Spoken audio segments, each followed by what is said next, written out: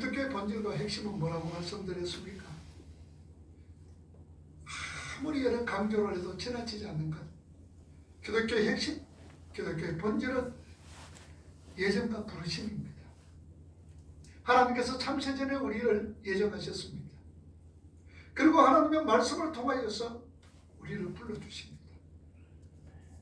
그러니 참세전에 택한 하나님의 백성이 아니라면 전혀 하나님의 부르시는 그 말씀을 깨달을 수가 없습니다. 예정된 자만이, 선택된 자만이 말씀으로 통하여서 부르심을 잊게 되어지는 겁니다. 그리고 하나님의 부르신 자들을 어렵다라고 말씀을 드렸습니다. 여기 어려운 것은 관계를 얘기하고 있습니다. 하나님과 우리의 관계 속에서 하나님은 우리를 구원하시고자 독생자 성자 예수 그리스도를 이 땅에 보내주셨습니다. 그리고 십자가에 죽으셨습니다. 하나님은 철저하게 우리의 관계 속에서 우리가 원하고 우리가 바라는 것이 무엇인가를 알고 하나님께서 십자가에 피 흘려 돌아가심으로 우리가 원하는 모든 것을 다 이루어 주셨습니다. 뿐만 아니라 하나님은 우리를 또한 어렵다라고 말씀합니다. 우리는 하나님과의 관계 속에서 어려워지려면 철저하게 하나님 말씀에 순종하면서 그 말씀대로 지음 받아야 합니다. 그러나 오늘 저와 여러분들은 하나님의 말씀에 전적으로 순종할 수 있는 그런 기질이 없습니다. 전적으로 하나님 말씀에 순종할 수 있는 자로 세워갈 수가 없습니다. 그래서 하나님께서는 예수 그리스도를 통하여서 전적으로 하나님의 뜻을 이루고 말씀에 순종하도록 하신 후에 예수 그리스도의 순종을 우리에게 전가시켜 주셨습니다. 그로 말미암아 우리는 하나님 앞에서 어려운 자로 세워지게 되어졌다라는 것을 말씀을 드렸습니다. 그리고 어려워진 자를 하나님께서 영화롭게 하셨다, 단정지어 선포하셨습니다. 이것을 뭐라 그랬습니까? 예언적 과거다라고 얘기했습니다. 우리는 벌써 영화로워졌습니다. 그러면은 벌써 영화로워졌다라는 것은 뭘 전제로 하느냐? 성화가 전제되어져야 된다는 얘기죠. 그래서 저와 여러분들은 이 세상에 살아가면서 하나님의 백성으로 조금씩 지어져 갈 겁니다.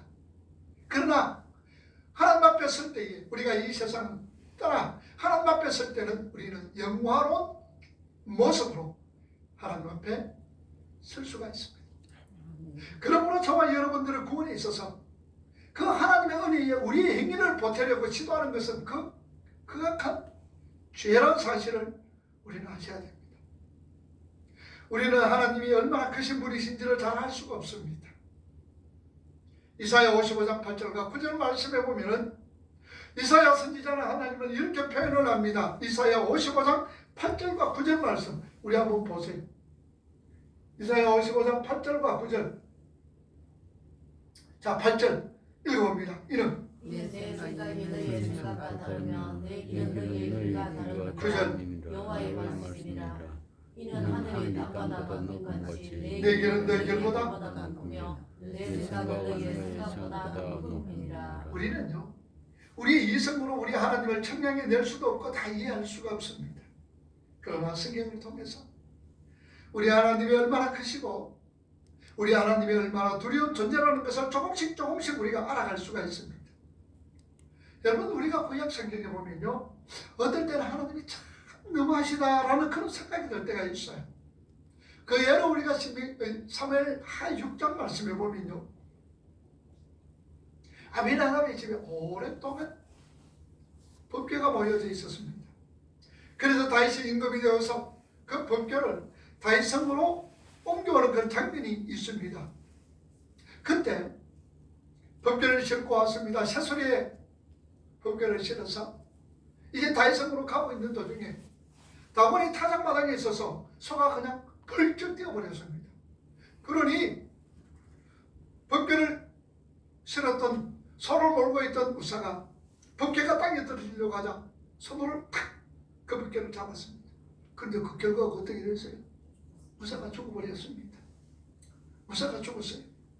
그래서 사무엘하 6장 8절에 보면 여호와께서 우사를 충돌하심으로 다윗이 분하여 그것은 베레스 우사라고 칭하니 그 이름이 오늘날까지 이르렀더라 그랬습니다. 여기에서 베레스란 이 말은요, 페레츠란 이 히브리 말로서 분열, 쪼개짐을 의미하고 있습니다. 그러니까 우사가 쪼개진 곳이다. 베레스 우사란 이 말은 우사가 쪼개진 곳이다. 우사가 죽은 곳이다 라는 뜻입니다. 그러면 우사가 왜 죽었습니까? 법궤가 땅에 떨어져 부서지는 것보다는 떨어지지 않도록 그냥 잡는 게 그게 뭐가 잘못되느냐 그 말입니다. 그러나 성경은 우리에게 분명히 말씀합니다. 레위기 16장 2절 말씀에, 민수기상 15절 말씀에 말합니다. 레위기 16장 2절 보세요.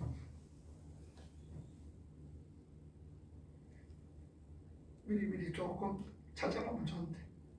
자, 레위기 16장 2절 말씀 읽어봅니다. 여호와께서 모세에게 이르시되 내 형 아론을 이르라 성소의 휘장 거기 속죄소 앞에 아무 때나 들어오지 말라.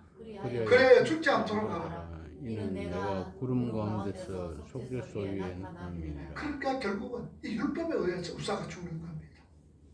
하나님께서 결단과 만지지 말며 들어가지 마, 수시로 아무 때나 들어오지 말라라고 하나님은 말씀합니다. 하나님은요, 우리가 상상할 수도 없을 만큼 순결하고 완전하신 분입니다. 그 하나님은 주권자이십니다.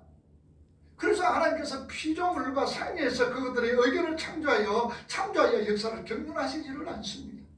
우리의 의견을 참조해서 하나님께서 이 우주를 경륜하지 않는다는 말씀입니다. 하나님의 기쁘신 뜻에 따라서 그분의 의지대로 우주를 창조하셨고 인간을 창조하셨습니다. 그러니까 잠언서 16장 4절 말씀해 보면은 주께서는 모든 것을 그 쓰임에 알맞게 만드셨으니 악인은 재앙의 날에 쓰일 것이라 라고 말씀을 합니다. 단 한 가지 목적을 향하여서 그 모든 일이 이루어지고 있다는 거죠. 바로 그 목적이 무엇이냐? 하나님의 백성들의 구원을 포함한 하나님 나라 완성이라는 겁니다. 이 모든 것이 그리스도 안에서 재통일되게 하시기 위해서 하나님은 우주를 경륜해 나가시고 역사를 주관해 나가십니다. 심지어 하나님께서는 무생물과 자연까지도 하나님 나라 백성들의 구원을 위하여서 사용하고 있다는 말씀입니다. 뿐만 아니라 역사의 많은 사건과 자연의 조화까지도 모두 우리 믿음의 성도들 하나님의 백성들의 구원을 위해서 존재하고 있다는 사실입니다. 이 세상의 모든 것은 오늘 저와 여러분들 구원을 위하여서 하나님께서 도구로 사용하고 있다는 사실이지요. 그리고 하나님은 우리 하나님의 백성들의 구원을 위하여서 어떤 방해도 하나님은 허락하지를 않습니다. 하나님은 작정하신 일은 반드시 이루십니다. 왜냐? 하나님은 주권자이시기 때문입니다. 하나님은 우리가 성경에 보면 왜 이스라엘을 400년간 애굽의 노예 생활을 시켰는가? 창세기 15장 13절의 말씀에 하나님은 아브라함에게 약속을 합니다. 그리고 이스라엘 백성들이 400년간 너희 자손들이 후손들이 400년간 객이 될 것이고 힘들고 어렵게 노예 생활하다가 내가 너희들을 어렵고 힘들게 하는 그 백성들을 징치하고 많은 재물을 가지고 이끌게 나오겠다라고 하나님은 말씀을 합니다. 자, 그런데 하나님께서 왜 이스라엘 백성들을 400년간 노예를 시켰느냐? 창세기 15장 16절 말씀을 여러분들 한번 보세요. 16절 말씀 읽어봅니다. 내 자손은 사대간의 민담으로 돌아오리니 이는 아모리 족속의 제약이 아직 가득하지 아니하느니라. 자, 15장 16절 말씀에 보면 뭐라고 하면 아모리 족속의 죄악이 아직 나지 않았더라. 가득 차지 않았기 때문에 하나님께서는 400년 동안 이스라엘 백성들을 에집트에서 그냥 버려 두시는 거예요. 에집트에서 종살이 하도록 하나님은 놔두시는 거예요. 그래서 하나님께서는 기다리셨다가 400년 후에 이스라엘을 풀어서 아모리 족속을 멸망시키고 애굽의 심판을 내렸던 것을 우리는 잘 알고 있습니다. 가나안 임성을 통해서 또한 가나안 족속을 하나님은 심판하셨습니다. 여러분, 이스라엘이 사사시대 400년 이스라엘 왕조 400년 동안 안식일과 안식년을 잘 지키지 않았을 때에 이스라엘을 바벨론에 포로로 보내시면서 안식년을 지키지 않았던 그 이스라엘에게 70번의 안식년을 한꺼번에 지키게 만드셨던 하나님이십니다. 이스라엘 백성들은 BC 586년에 바벨론으로 인해서 유다가 멸망을 합니다. 이스라엘 백성들이 바벨론의 포로로 끌려갔습니다. 몇 년간 포로 생활하셨습니까? 70년간 포로 생활했습니다. 여기 70년간 포로 생활했다는 것은요, 이스라엘 백성들이 더 긴 시간 동안 포로 생활을 했습니다. 그런데 이 70년 동안 왜 포로 생활을 했느냐? 그 이유는 586년 BC 586년에 이스라엘이 유다가 망합니다. 성전이 파괴됩니다. 바벨론으로 의해서 철저하게 파괴되어 버립니다. 그랬다가 성전 재건이 언제 되어지느냐? BC 516년에 스룹바벨 성전이 세워집니다. 그러니까 586년에 성전이 파괴되어 버립니다. 그리고 516년에 스룹바벨로 통해서 스룹바벨 성전이 세워집니다. 그 기간이 몇 년입니까? 70년. 70년이다 그 말입니다. 그 외에도 이스라엘 백성들이 아직까지 돌아오지 않고 있습니다. 그러다가 나중에 돌아오게 돼 있죠. 그러나 이스라엘 백성들이 바벨론의 포로 생활이 70년이라는 것은 성전이 파괴되어지고 스룹바벨 성전이 세워지는 그 기간을 70년이라고 그랬습니다. 근데 그들은 70번의 안식년을 한 번도 지키지를 못했죠. 포로 생활 속에서. 그러다가 하나님이 한꺼번에 이 안식년을 지키게 하셨습니다. 여러분, 요셉을 애굽에 팔려가게 해서 이스라엘을 건지시고 뿐만 아니라 그들을 이용해서 구원의 대사역을 설명하시는 하나님이십니다. 그러므로 우리가 이해할 수 없는 일들이라고 해서 하나님이 뭔가 잘못하고 계신다, 아니면 아예 관심이 없으신 분이라고 섣불리 판단해서는 되지를 않습니다. 이 모든 것은 하나님의 주권 아래서 아주 샤이처한 계획 속에서 이루어져 가고 있다는 말씀입니다. 하나님은 천지를 창조하셨습니다. 아멘. 그리고 하나님께서 피조물에게 복을 주셨습니다. 그 복이 바라크지. 그러나 그 복은 최종적으로 무엇과 연결되집니까? 누구로 통하여서? 예수 그리스도로 통하여서 이루어지는 거예요. 그래서 구약의 모든 복은요, 물질, 명예, 권력, 하나님께서 구약 세대 때는 예수님 오시기 전에 우리 눈으로 보이는 것을 복으로 하나님께서 주셨습니다.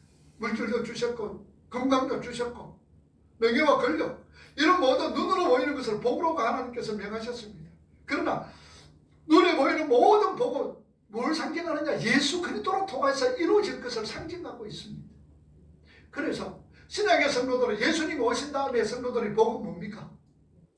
누구예요? 예수 그리스도 자체가 복인 거예요. 예수 그리스도 자체가 복입니다. 그래서 우리는 복받은 자예요? 복받지 못한 자입니까? 복받은 자입니다. 예수 그리스도로 통해서 우리에게 영원한 생명을 주신 것, 그 영생이 우리에게는 복이다 그 말입니다. 그래서 하나님께서는 우리 믿음의 성도들 모든 피조물에게 또한 복을 주셨습니다. 피조물은요, 그 복이 없으면 절대 스스로 행복할 수도 없고요, 원래의 형상계에 존재할 수 없는 자들입니다.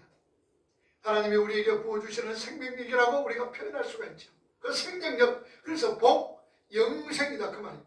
시편 133편 3절에 보니까 하나님께서 성도에서 복을 명하시니 무엇이더라? 영생이더라 그러는 거예요. 영생이더라. 그런데 인간이 타락을 했지.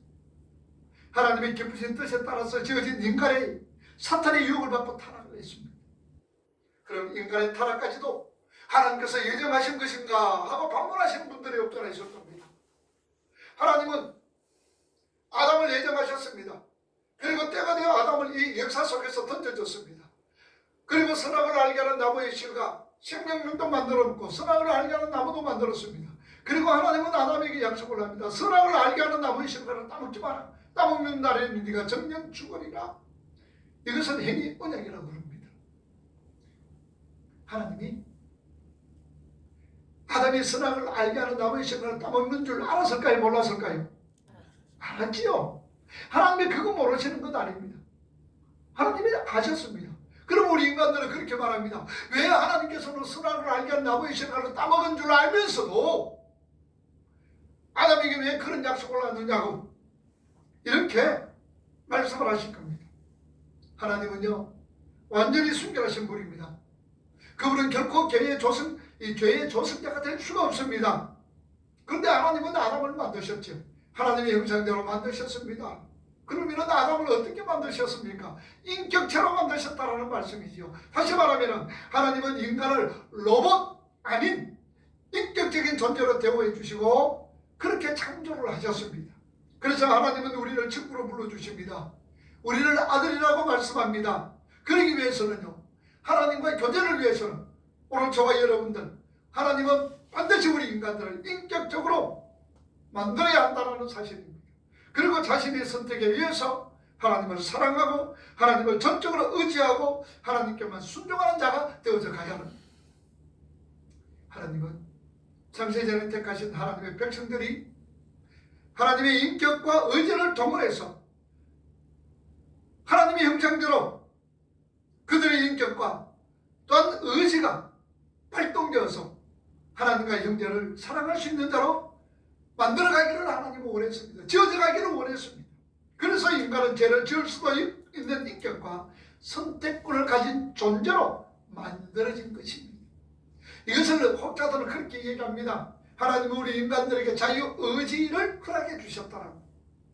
물론 자유의지라고 말씀을 드릴 수가 있습니다만 실제적으로 자유의지도 우리가 들어가 보면 하나님의 주권과 하나님의 섭리 속에서 이루어지고 있다는 사실입니다. 그 자유의지라는 것은 우리가 무엇이든지 마음대로 할 수 있다는 그 결과입니다.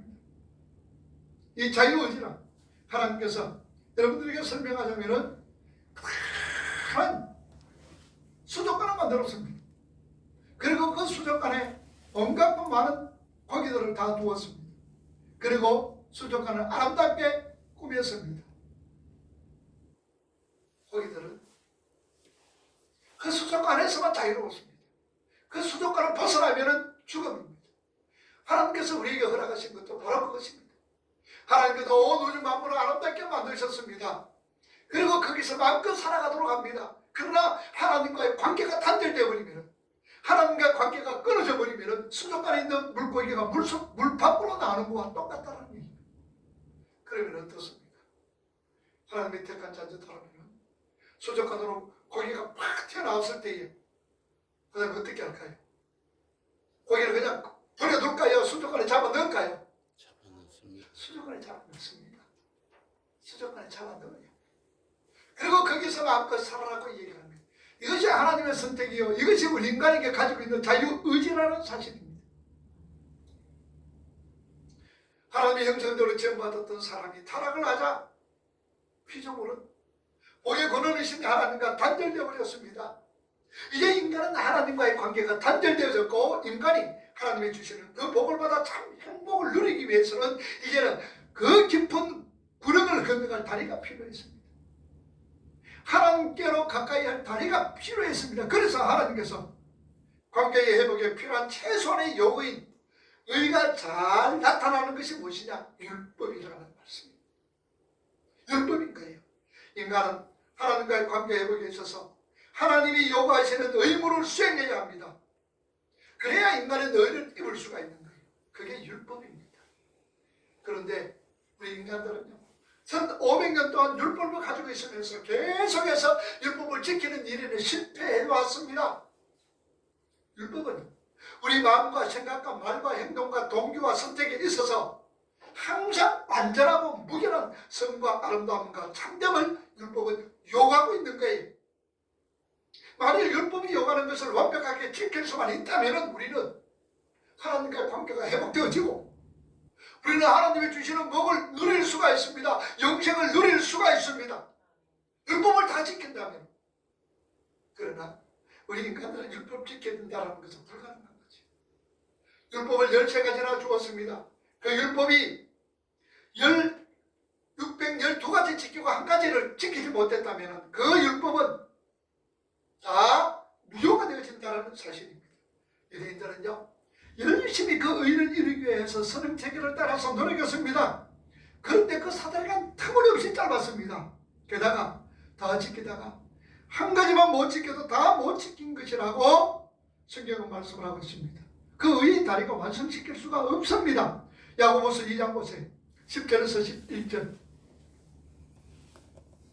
야고보서 2장 10절에서 11절 말씀해 보면은 누구든지 온 율법을 지키다가 그 하나에 그치면 모두 범한 자가 되니 가늠하지 말라 하니 네가 또한 살인하지 말라 하셨은즉 내가 비록 가늠하지 아니하였어도 살인하면 율법을 범한 자가 되어진다라고 말씀을 합니다.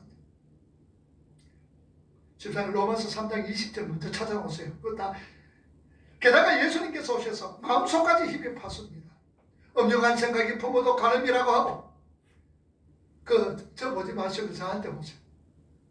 마음속까지 형제보고 입 밥통아 그러면 하나님 뭐라 그럽니까? 지옥 간다라고 얘기합니다. 형제에게 라가라 하는 자는 뭐한다? 지옥 간다고 그랬습니다. 이 라가라는 이 말은 욕이란 말입니다. 그러니 형제보고 입 밥통아 이렇게 형제에게 이 싸가지 없는 놈들아 이런 식으로 얘기했다면 뭐냐? 그 사람은 지옥 간다는 얘기입니다.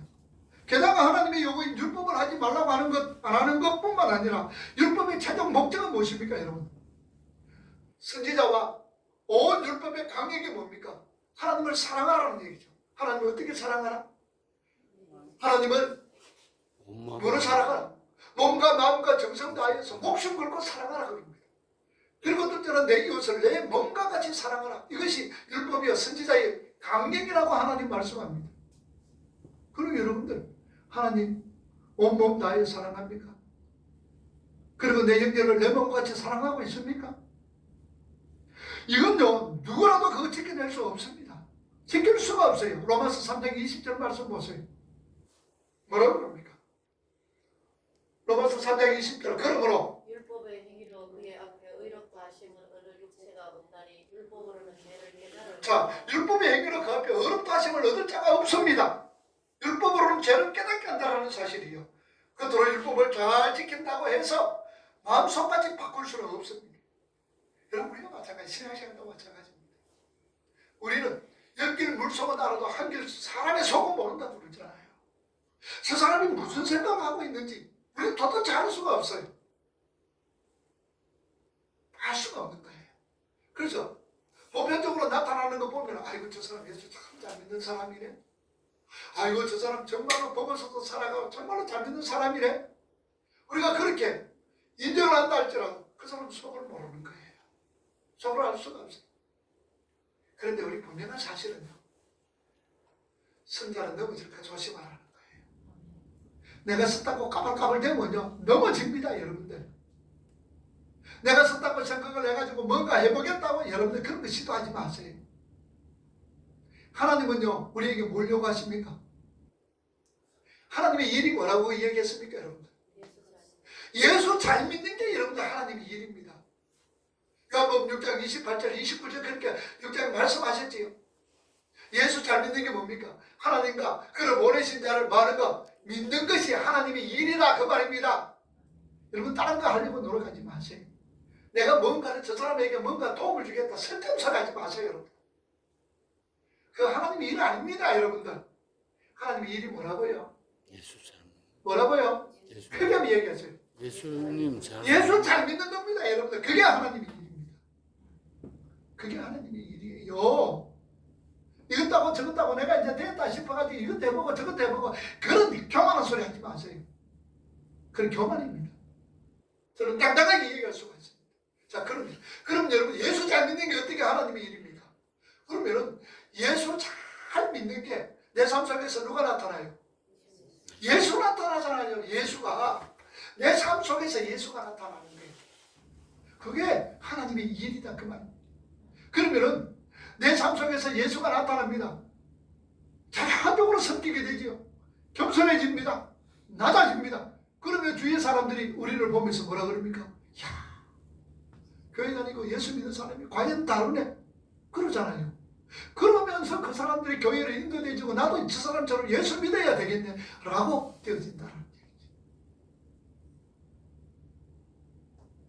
그러나 여러분들 일이라는 게 뭡니까? 내가 이런 일하고 저런 일을 해야 되겠다 그게 아니고 예수만 잘 믿으면요 정말로 내 삶 속에서 예수가 나오면요 저절로 나를 보는 사람이 주께로 돌아오게 돼 있습니다.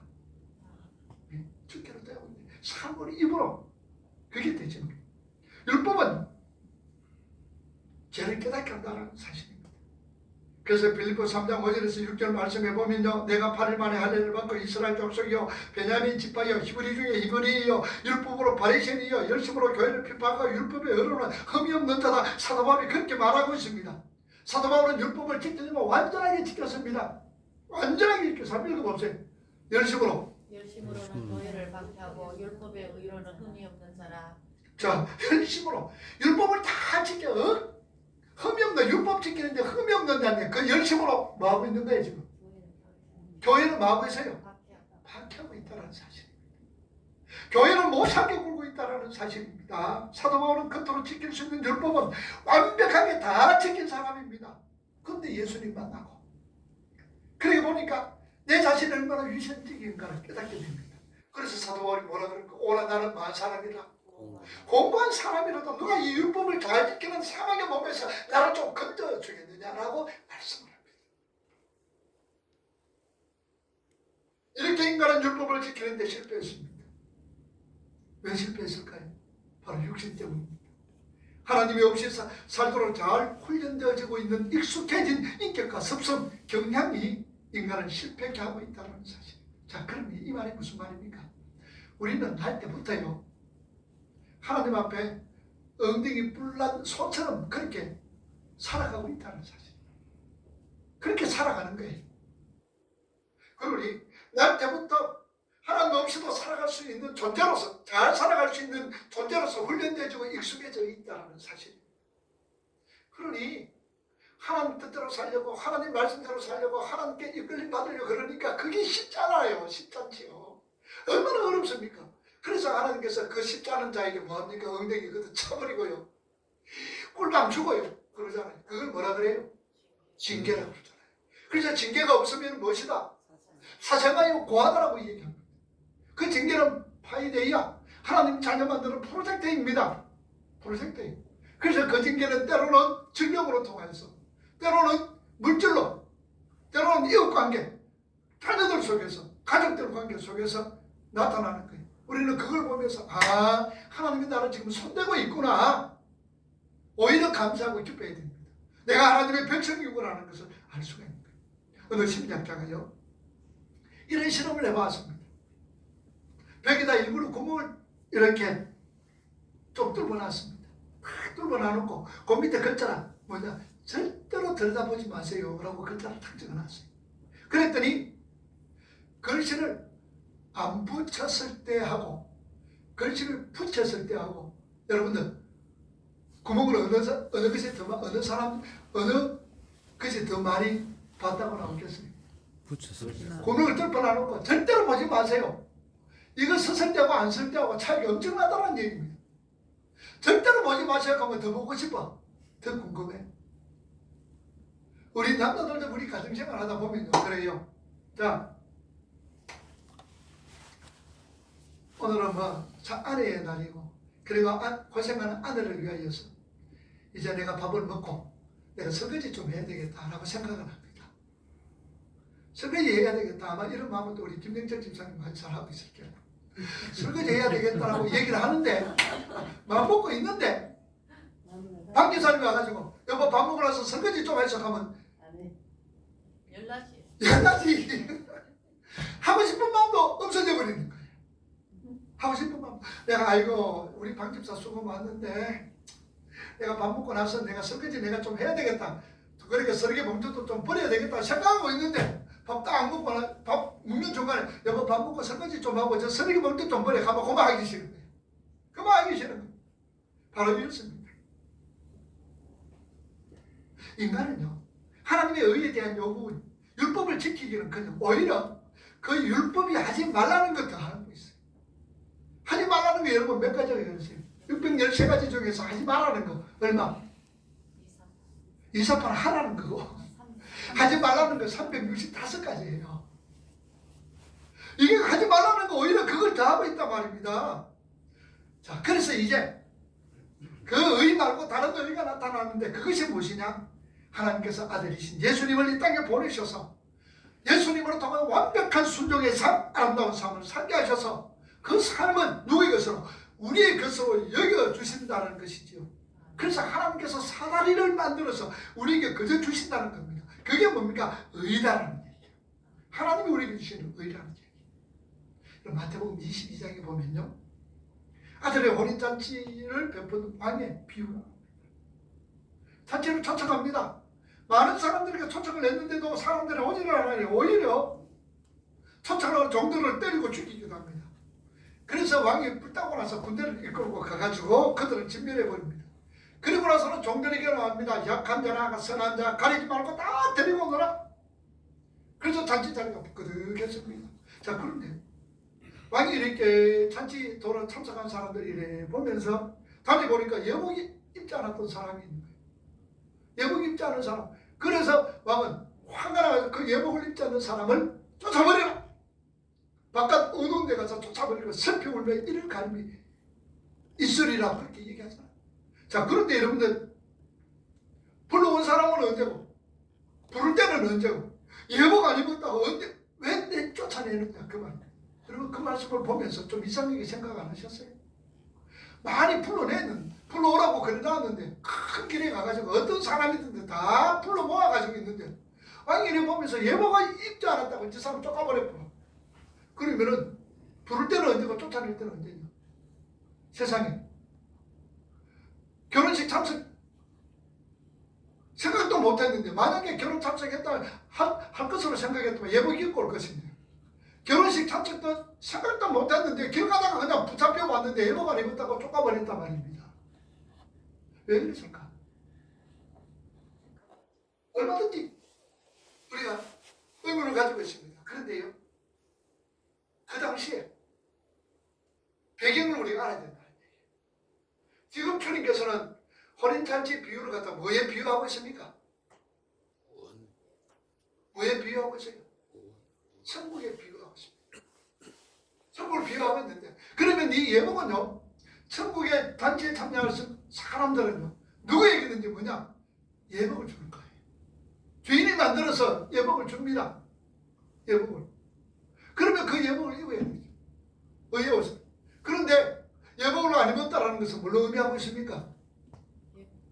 내 의대로. 하나님께서 택하지 않았다는 얘기죠.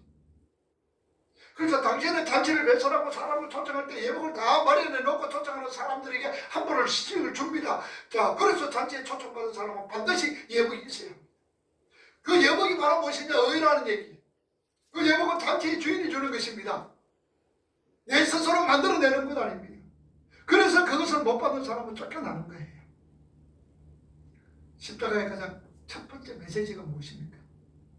여러분, 십자가의 첫 번째 메시지는요, 인간은 절대로 하나님의 복을 누릴 수 있는 올바른 하나님과의 관계, 이 의를 절대로 스스로 도달할 수 없다는 것이 십자가를 통해서 우리에게 보여주는 거예요.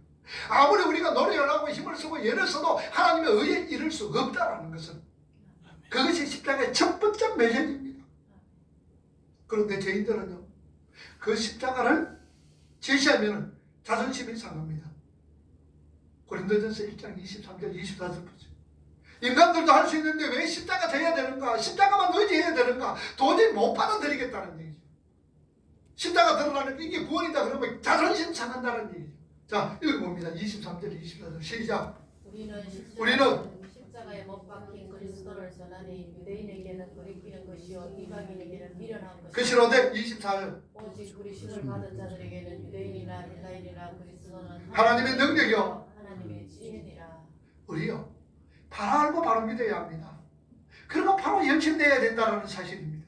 여러분, 성경을 열어놔놓고 믿어야 되지, 성경을 덮어놓고 열심내니까 우리 기독교가 지금 교회 안에서 이상한 종교로 지금 되어버리고 있다는 사실.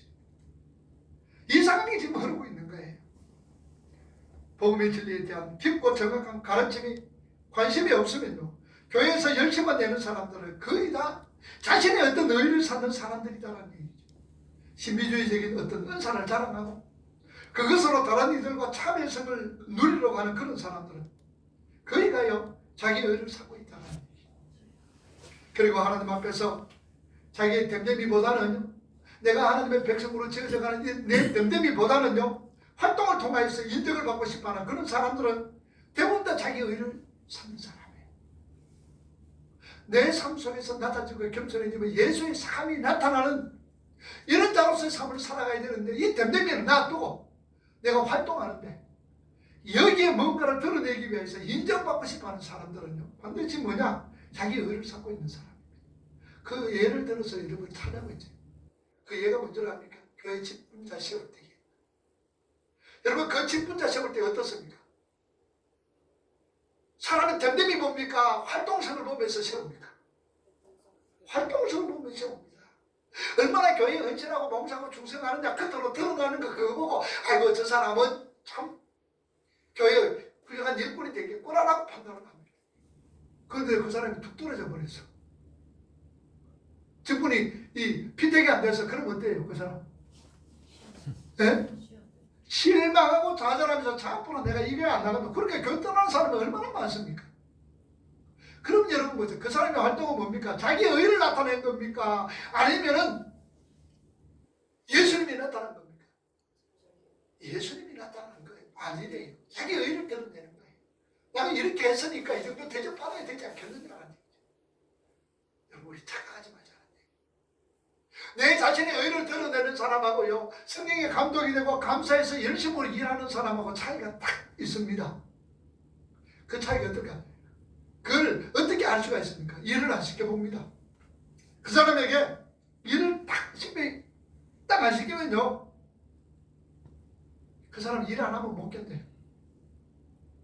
자기 의를 드러내는 사람은요, 일 안 하면 못 견뎌요. 못 견뎌요. 그런데 성령께서 참으로 주시는 감사와 기쁨을 하는 사람은 일해도 감사하고 일 안 해도 어떨까요? 안 시켜도 감사하는 거예요. 그거 차이입니다, 여러분들. 내 의를 드러내는 사람은 일 안 하면 못 견뎌. 그냥 일하고 싶어가면 못 견디는 거예요.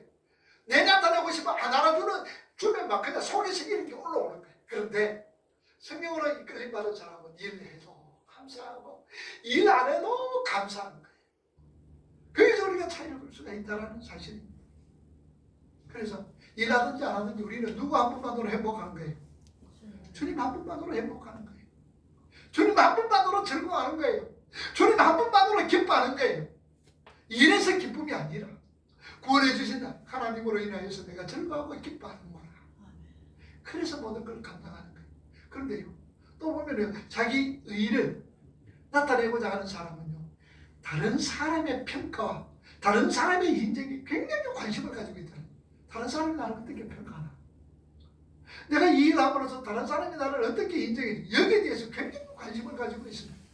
여러분들, 우리는 누구에게 관심이 끌려져야 돼요? 주님이죠. 누구에게 인정받아야 돼요? 주님이죠. 말이야, 우리 그리 잘하잖아, 그죠? 그런데 자신의 의를 드러내고자 하는 사람은 다른 사람 평판을 어떤 것인가?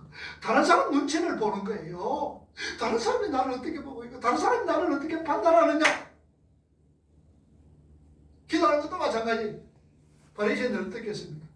하나님, 두 손을 바짝 들고 하나님, 나는요 일주일에 2번씩 금식 기도하고요, 그리고요 11조 꼭박꼭 내고요, 구제도 잘하고요. 그런데 저 누구와? 나는 세리야. 저런 사람들은 내 같지 않습니다. 얘기하는 거예요. 바리새인들, 자기 의를 드러내면서. 기도도 자기 의를 드러내는 사람 어떤가 합니까? 기도 잘합니다. 뭐라고 기도합니까? 주님, 나는 뭐라고? 의인입니다. 기도합니까? 죄인이라고 기도합니까? 언제 자기 의를 내는 사람, 열심히 일하는 사람들은 나는 주님, 나는 죄인입니다. 나는 죄인입니다. 우리 주변 사람 열심히 기도하면서 기도하면 나는 의인입니다. 그런 사람 한 사람도 없어. 주여, 나는 죄인입니다. 죄인입니다. 그러는 거예요. 그죠? 자, 그런데 옆에 있는 집사님이 맞습니다. 권사님 죄인입니다. 하면 어때요? 연락을 끼라마.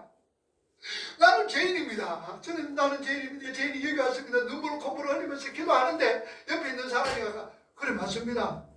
당신 죄인입니다. 하면 불당을 하는 거야. 막 연락하는 게라마. 아니면 도끼 있으면 도끼 들고만 달아드릴게요. 이게 누가 나타내는 사람이라고요? 내 자신. 의를 나타내는 사람입니다. 우리 교회는 그런 사람 없기 때문에 내가 이렇게 예를 드는 거예요. 우리 교회 그런 사람이 있어보세요. 아이고 저 사람 또 주목사님 또 오늘 설교 내한테 간다지. 여러분 분별하라고 그러는 거예요. 분별하라. 이 말은 무슨 말이냐? 우리가 어떤 걸 하더라도 하나님 바라보고 하자는 얘기예요. 아멘. 일해도 행복하고 일 안 해도 행복하는 자. 성령이 이끌 받으면 그 남을 어떻게 평가하는가, 남이 나를 어떻게 평가하는가, 우리 그거 생각하지 말자는 얘기예요. 주님만 바라보면서 하자는 얘기예요. 아멘. 다른 사람 눈을 시가지 마세요, 여러분. 다른 사람 눈을 시가지 마세요. 이렇게 자기 의를 나타내는 사람은요, 절대로 하나님 사랑하지 못합니다. 이거 사랑할 수가 없어요. 한번 찾아봅시다. 이사야 29장 13절 말씀.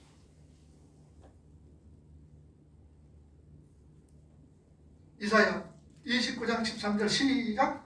주께서 이르시되 입으로 나를 가까이 하며 입술로 나를 존경하라. 그들의 마음은 내게서 멀리 떠났나니 그들이 나를 경외하는 사람의 계명으로 가르침을 받았을 뿐이라. 사람이 계명으로 가르친다는 다.